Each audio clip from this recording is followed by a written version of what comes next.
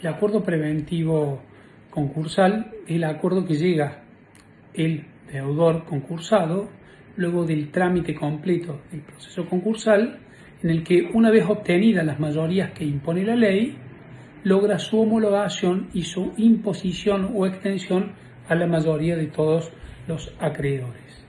Por eso se habla de acuerdo preventivo judicial, a diferencia del extrajudicial, que tiene todo un procedimiento para lograr las mayorías que no necesariamente debe hacerse en el marco de un proceso. En el acuerdo preventivo extrajudicial, el deudor debe concurrir a la presentación en concurso, a la presentación en APE, ya con las mayorías obtenidas en esa cuestión. Entonces, esta propuesta, que puede realizarse, es un concursado puede ofrecer una quita o una espera en función de las circunstancias económicas o financieras que él pueda realizar. Recuérdese que las etapas generales del proceso concursal establece desde la presentación hasta la apertura y la designación de un síndico por sorteo, una etapa que tiene que ver con la apertura en sí. Luego de ello, se produce la etapa informativa, que incluye la verificación de créditos, las observaciones y la sentencia de verificación, y la presentación de un informe general luego de la sentencia de verificación. Ahora bien, de manera posterior a la sentencia de verificación prevista en el artículo 36 y anterior a la resolución de categorización, que es la que estipula el plazo de inicio del periodo de exclusividad, que es este periodo en el cual el deudor debe llevar a un acuerdo con sus acreedores, se produce la opción de la categorización de los acreedores. ¿Qué es la categorización de los acreedores? Es la posibilidad que tiene el concursado de clasificar a sus acreedores en distintas categorías que le entienda como conveniente. Esta categorización que establece la ley se tiene que realizar a los 10 días de la fecha en la cual se dictó la sentencia del 36. Entonces, si vemos en los plazos procesales, tenemos el periodo de verificación, después tenemos 10 días de observación, artículo 34, en donde los acreedores y el concursado pueden formular observaciones a los créditos en cuestión. Después viene el informe individual, en donde el síndico se expide en un informe sobre los créditos que fueron peticionados, y después se produce la sentencia de verificación. La sentencia de verificación es importante no solamente porque determina quiénes son los acreedores que son admitidos en el concurso, sino que también determina cuál es la base de cómputo sobre la cual se van a calcular los acreedores. Entonces, los únicos invitados a la mesa concursal a los efectos de votar ese acuerdo son los reconocidos en esta sentencia. Puede ocurrir que hubiera un acreedor que es reconocido en la sentencia, pero el concursado impugna esa decisión a través del incidente de revisión. Bueno, ese acreedor puede votar igualmente, aunque finalmente después se rechace el incidente de revisión. Lo mismo podría ocurrir que yo sea un acreedor que haya sido rechazado, inadmisible en la sentencia de verificación, y pese a ello, haya impuesto un incidente de revisión. Yo, a pesar de que finalmente la sentencia me reconozca mi derecho, no voy a tener el derecho a votar. Entonces, esta sentencia determina quiénes son los que votan. Recuerden que en general los que votan son los quirografarios y tiene que obtenerse unas mayorías que están previstas en el artículo 45.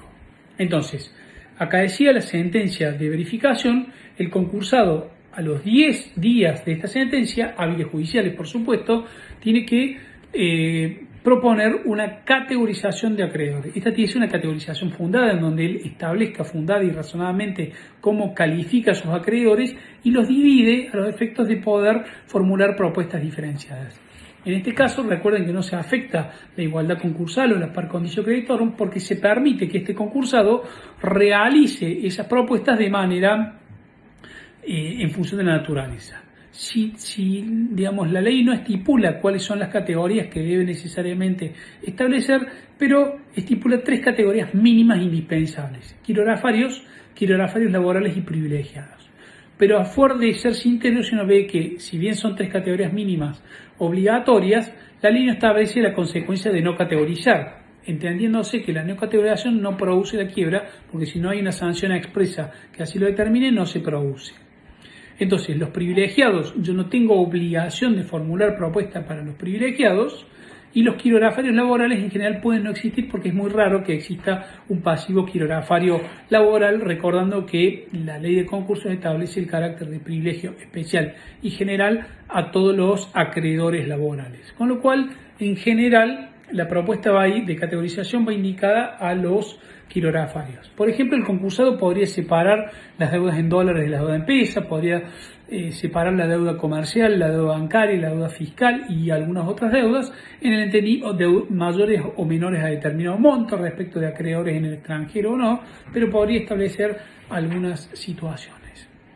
Recuérdese que la vieja resolución 970 de la ley tributaria o eventualmente algunas resoluciones fiscales establecen la posibilidad de excluir al fisco del cómputo, sobre la base de que se entiende que el fisco solamente puede otorgar la conformidad en función de un programa o una resolución que establece ciertas pautas y que no puede obtener alguna alternativa diferente. Entonces se ha permitido excluirlos de esta categorización a los efectos de tramitar la moratoria o propuesta puntual con los acreedores fiscales.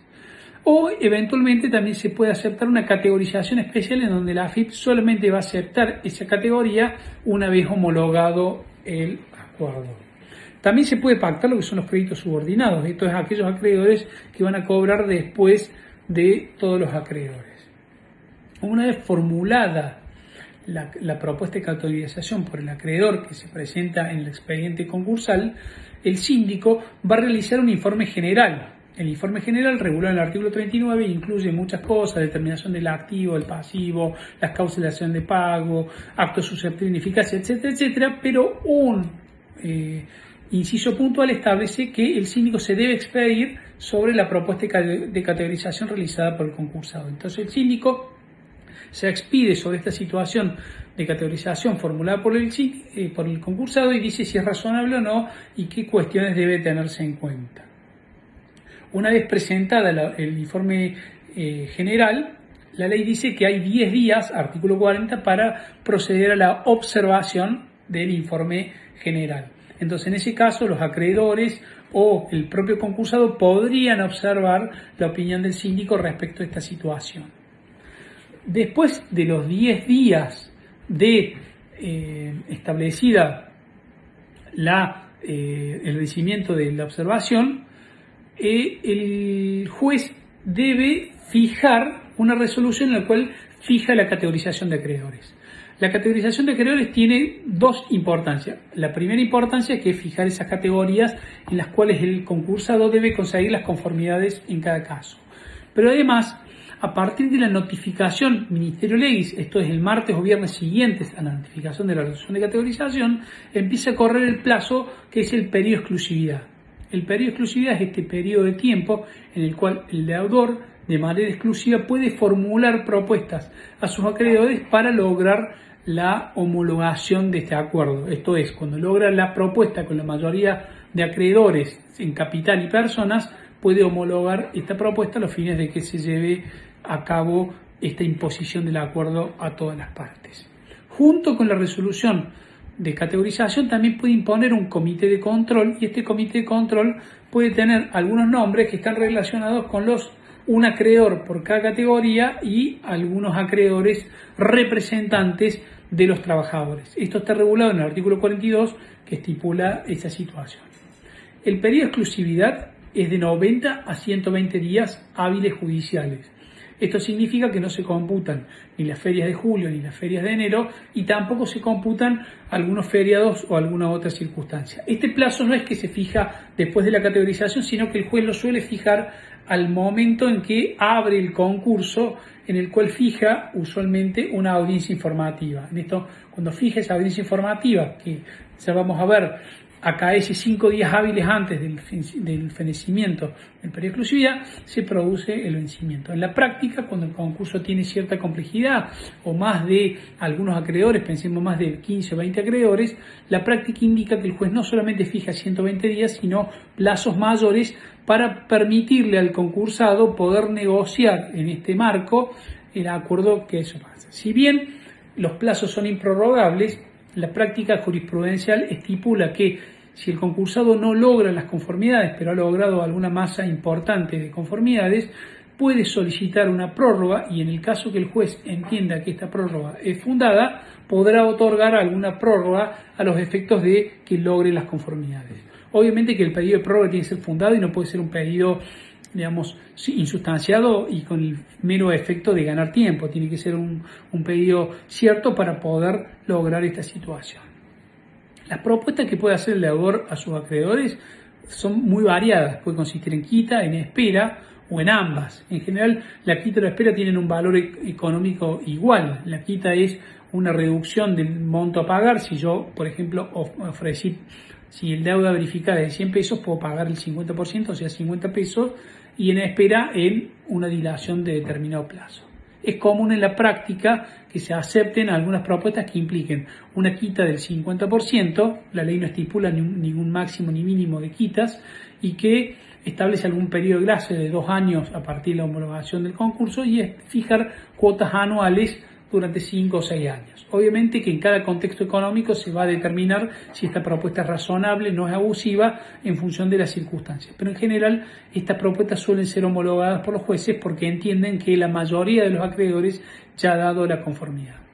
También se puede prever que se entreguen bienes a los acreedores, que se constituya una sociedad con ciertos bienes, que se le den acciones a los socios, que se permita la administración de ciertos bienes. En algún caso yo he visto la constitución de un fideicomiso para otorgar un activo y que los acreedores se cobren con la realización de estos bienes en los acreedores. También puede producirse a través de la emisión de obligaciones negociables. Por ejemplo, en el caso de ciertas sociedades se produce el canje de estas obligaciones negociables por unas reprogramadas en los tiempos. Obviamente que esta propuesta tiene que ser para cada categoría y el deudor tiene que lograr las conformidades en cada una de las categorías, ¿sí? Teniendo en cuenta eso, la propuesta no puede consistir, como no lo es ningún acto, que dependa de una mera facultad del deudor. O sea, básicamente, si yo tuviera una propuesta de decir te voy a pagar si quiero, o te voy a pagar si, digamos, se da alguna circunstancia potestativa o voluntaria del deudor, está claro que no puede estipular. También se puede estipular la forma de pago, el lugar de pago y un montón de cuestiones que se fijan en ese efecto. Se podría estipular, como cualquier obligación, que el lugar de pago es el domicilio del concursado y debe el acreedor recurrir a esos efectos. Los acreedores privilegiados pueden renunciar al privilegio y transformarse en quirografarios, lo cual, si bien podría resultar un contrasentido, porque nadie va a renunciar a un privilegio que lo otorga en una posición diferente, pero podría ser el caso que tengan interés en participar en esta propuesta. Entonces, si yo quiero renunciar, la ley no le permite una renuncia a cualquier acreedor común menor al 30%. Entonces, un acreedor privilegiado, por ejemplo, un privilegio especial, puedo renunciar, pero solamente con un límite del 30%. Si yo fuera un acreedor laboral, que también soy privilegiado especial o general, voy a poder renunciar, pero puedo renunciar solamente hasta el 20%, y este 20% se incorpora, con un mínimo del 20%, se incorpora una categoría especial que son los quirografarios laborales, ¿sí? A los efectos de esto se debe citar eventualmente para que lo ratifique a la asociación gremial, porque se entiende que los derechos trabajadores podrían entenderse como indisponibles o irrenunciables. Esta propuesta que el concursado va realizando no tiene obligación de hacerla pública sino hasta 20 días antes de que vence el periodo de exclusividad, con lo cual el acreedor puede negociar en privado y solamente tiene obligación de hacer pública esta propuesta 20 días antes de que venza el periodo de exclusividad. ¿Sí? Digamos, ¿qué mayorías debe obtener el concursado? El concursado tiene que obtener la mayoría de personas de los acreedores, tiene que conseguir más del 50% del número de acreedores. Si yo tengo, digamos, 100 acreedores, tengo que conseguir 51 acreedores, o si tengo a lo mejor 101 acreedores, tendré que conseguir 52 acreedores. Y las 2/3 partes, esto es el 66.67% del capital en cada una de las categorías. Entonces el concursado debe lograr de todo el pasivo determinado en la sentencia de verificación prevista en el artículo 36, estas mayorías. Mayoría de personas, mayoría simple, o sea, mayoría de más de la mitad de las personas que verificaron el crédito, y mayoría de capital, las 2/3 partes o el 66.67%. Esta conformidad tiene que hacerse por escrito, tiene que estar certificada notarial o judicialmente acompañando la propuesta. Entonces todas las propuestas se acompañan con la constancia donde el acreedor acepte esta propuesta de pago, que debe incluir la transcripción de esta propuesta, más la certificación que valide la condición de acreedor o las representaciones que a ese efecto se puedan tener. Entonces, este cómputo debería excluir a algunos tipos de acreedores, por ejemplo, a los parientes del deudor o los por consanguinidad. Tratándose de sociedades, en el caso no se computan los socios, administradores o los repuestos, salvo en el caso de sociedades anónimas, en la cual solamente están excluidos los controlantes. Entonces, en términos generales, en una persona jurídica no pueden participar ni los representantes ni administradores de la sociedad, ni los controlantes. Pero no hay ningún inconveniente que un socio minoritario al cual se le deba plata, por ejemplo, por un dividendo, por un préstamo que le hubiera dado a la sociedad, digamos, vote en ese sentido y no está prohibido desde ninguna perspectiva. 5 días antes de que venza el periodo de exclusividad, el juez debe convocar a una audiencia informativa a los efectos que participe el concursado, el síndico y cualquier acreedor, a los efectos que se comuniquen algunas circunstancias. En la práctica es difícil que se realice este tipo de audiencias porque nadie tiene interés, porque lo que realmente importa es la obtención de las mayorías estipuladas en el proceso concursal. Entonces, si yo logro las mayorías, ¿para qué voy a ir? Y si no la logré, tampoco tiene sentido, y la no concurrencia a esa audiencia no tiene ninguna sanción puntual. Básicamente, al no tener sanción, en la práctica acontece que nadie lo obtiene. Si yo no logro las mayorías que yo me impongo, mayoría de personas y mayoría de capital, o si yo no hago pública mi propuesta antes de los 20 días, la sanción es la quiebra. Se produce la quiebra de la sociedad y, digamos, interviene el mismo síndico, en el cual se procede a la liquidación de los activos. También yo puedo haber condicionado la propuesta a los acreedores privilegiados, en cuyo caso, si bien es extraño que yo condicione mi propuesta a los acreedores privilegiados, podría ser que si yo no obtengo los privilegios pueda ser declarado en quiebra. En algunos casos, establecido en el artículo 58, cuando soy una sociedad anónima, una SRL, una cooperativa o alguna sociedad puntual, en lugar de ser y soy un gran concurso, esto es, tengo más de 20 acreedores, más de 20 trabajadores y un pasivo mayor a 20 salarios mínimos y del inmóvil, puedo recurrir al cram-down, que es un mecanismo en el cual un tercero o incluso la misma sociedad tiene una segunda vuelta para poder salvar la empresa. Entonces, tengo dos alternativas: o logro las mayorías, en cuyo caso se dicta una resolución de existencia del acuerdo preventivo, que no implica la homologación del acuerdo, sino básicamente el juez informa que existe este acuerdo, o la quiebra. En el caso de la quiebra también sean dos alternativas. Si soy una sociedad cramdeable, me voy a poder crambear y recurrir al mecanismo del cramdown, y si no, digamos, se declara la quiebra y continuará el síndico designado en la liquidación de los activos. Entonces, básicamente, dentro de los 3 días de presentadas las conformidades, el juez debe dictar la sentencia de existencia de acuerdo. En esta sentencia de existencia de acuerdo, el juez lo único que hace es constatar que se hayan dado las mayorías. Por eso Mafia hablaba del juez cuenta porotos, en los cuales lo único que hacía era constatar el cumplimiento de mayorías, que no hubiera exclusiones, pero no hacía una valoración de la propuesta. Después de eso se puede abrir un proceso de impugnación y el juez, recién luego de terminado el proceso de exclusión, puede proceder a la homologación del acuerdo. Entonces, si no hay impugnaciones o se rechaza las que se han interpuesto, el juez procede a homologar el acuerdo, haciendo obligatorio este acuerdo a todos los acreedores que corresponden. Entonces, este acuerdo que está homologado es el que le da fuerza legal al acuerdo legal. Mientras no esté homologado el acuerdo, este acuerdo no tiene fuerza legal en el sentido que establece la ley concursal. Muchas gracias.